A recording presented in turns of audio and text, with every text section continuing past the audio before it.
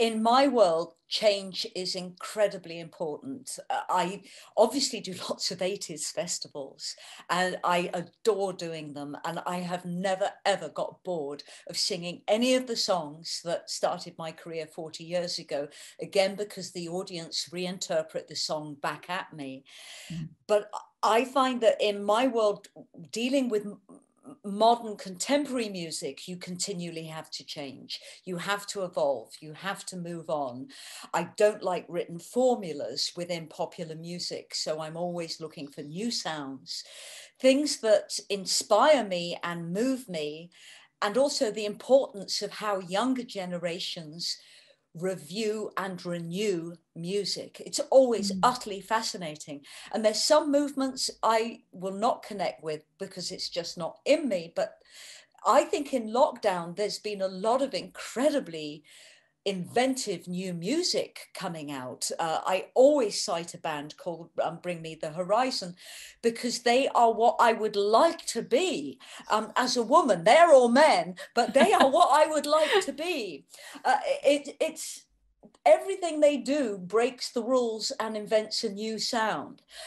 And that for me, even as a 62-year-old, is what creativity is about.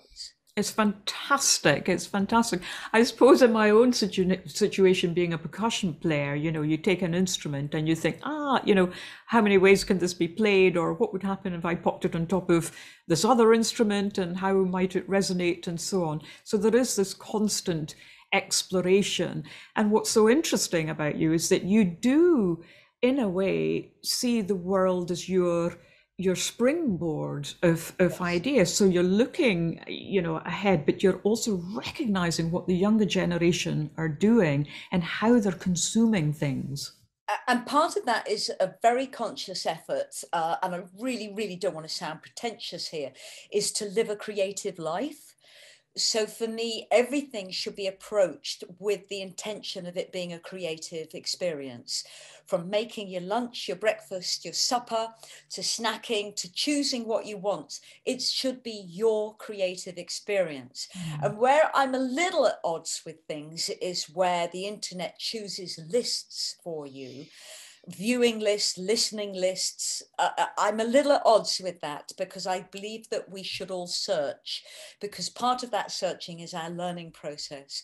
But within the house, my husband and I are both Taurians, and what I mean by that is we're both very happy on the sofa, and we fight that. We fight that a lot, and we try and turn everything into a new experience. So we don't repeat ourselves at lunch, we don't repeat ourselves in conversation, and when my husband, he did something the other day. Oh, he came in and I was in the middle, my head was in the middle of a lyric in the kitchen. And he said, I've done the washing and I've hung the washing up.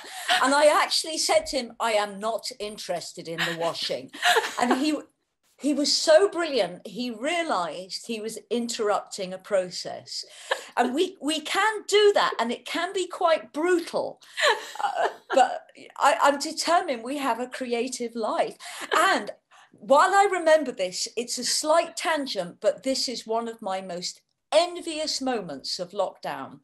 Last Saturday, I needed to ask him something. He was in his study, listening to a piece of classical music. I opened the door and he was in a state of ecstasy listening to this music.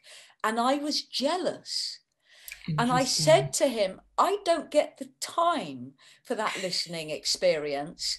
And you haven't told me what this piece of music is. And bless him, he set a speaker up in my art room because I do art. That's been my income in lockdown. And he set a speaker up and hooked me up to his playlist. Oh, It wouldn't have happened any other way. So, listening, it's so important. it's so incredible that, and it's so important to have this kind of open understanding though in a relationship like this, where you can just so completely and utterly honestly say, what the situation is, and then build the bridges in order to make it a shared experience. Yes, I mean, it can sound really brutal. We did have a sit down moment where about 4 weeks into lockdown, and I said to him, I cannot have you tell me every time you make a cup of coffee what you're doing. I will not survive this. So the water goes in the cup, the coffee goes. He needs to learn sign language, and then he can show you and be quiet at the same time. Absolutely. But it's such an interesting dynamic because, of course, you've been together for a long, long time. You know, it's and that's sometimes fairly unusual in the entertainment business. You know, it can be very challenging. But you know, when you first got together, though, the dynamics of two extraordinarily creative people. I mean, how did this sort of manifest itself for such two big forces to come together, but yet be completely independent? Well, in the beginning, for the first 20 years, we got married around, we've been together 35 years, but that first 20 years, we would not have survived without the telephone. Okay. Just, you know, we just would not have survived. I insisted I was called twice a day, and that's a reassurance that I was still in his mind. He was living in America, I was living in the UK. It wasn't ideal. I was super famous when we got married. And then very slowly, as the marriage evolved into the first 5 years, the press decided I was the little wife at home and he was the superstar. I found that very difficult. And it, in fact, spurred me on to work even harder and to be even more prolific and more outlandish in my choices of jobs. I was working at the Chichester Theatre. I was touring Taming of the Shrew.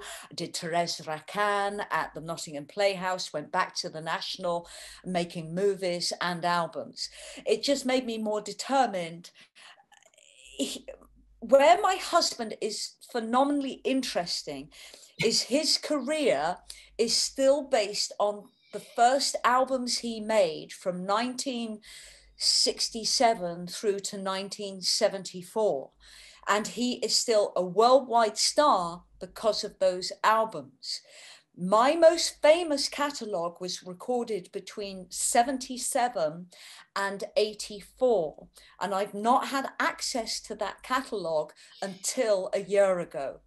And it airbrushed me musically out of history, which meant I had to do as many live concerts, as much TV, as much visibility programming as I could.